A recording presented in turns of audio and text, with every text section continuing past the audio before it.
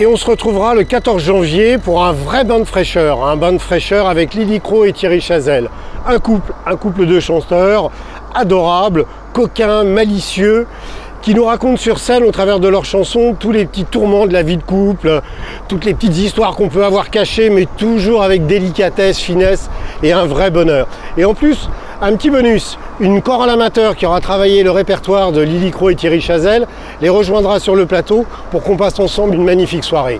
Ce mois de janvier, il continue le 20 janvier avec Lichen, une pièce chorégraphique de la compagnie Dame de Pique de Karine Pontiès, chorégraphe qu'on aime particulièrement à l'Hectare, qu'on a accueilli déjà par 2 fois, avec Eulolone et puis Rose.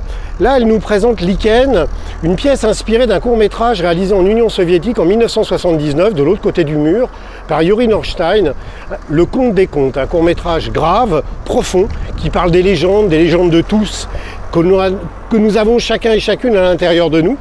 Et cette pièce chorégraphique dynamique, exigeante, profonde, mais aussi chargée d'énormément d'émotions, particulièrement, est donnée comme une œuvre pleine et entière.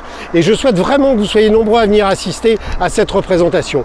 Et puis le mois de janvier se terminera le 28 janvier par un magnifique spectacle sur la guerre d'Algérie porté par un collectif d'acteurs remarquables, mis en scène par des jeunes femmes, guerre d'Algérie qu'ils n'ont pas connue bien évidemment, où on nous parlera des appelés, on nous parlera des communistes pacifistes, des membres du FLN, on nous parlera des intellectuels engagés, des juristes engagés, des politiques, bref, toute une fresque sur la guerre d'Algérie avec ces émotions familiales partagées, ces familles déchirées, ces familles reconstituées, le drame des harkis, le drame du coup d'État après l'indépendance.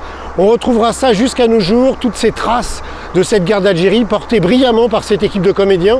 Ça a été l'un des spectacles événements du Festival Off Avignon en 2019 et on est particulièrement heureux de l'accueillir avec la Halle au Grain, la scène nationale de Blois, dans le cadre d'un temps fort sur le Maghreb organisé par la scène nationale de Blois. Voilà un mois de janvier confiné à l'intérieur du Minotaure, mais plein de beaux spectacles pour nous mettre à l'abri des frimas de l'hiver.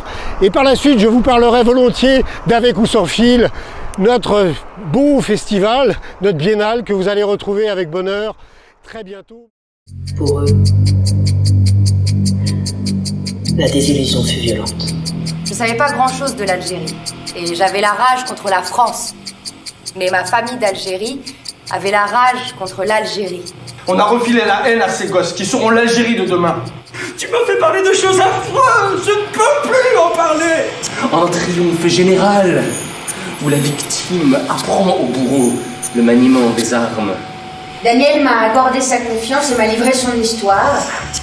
Donc je me sens responsable de ne pas la trahir. Ceux qui provoquent à la désobéissance, ce ne sont pas ceux qui dénoncent le crime.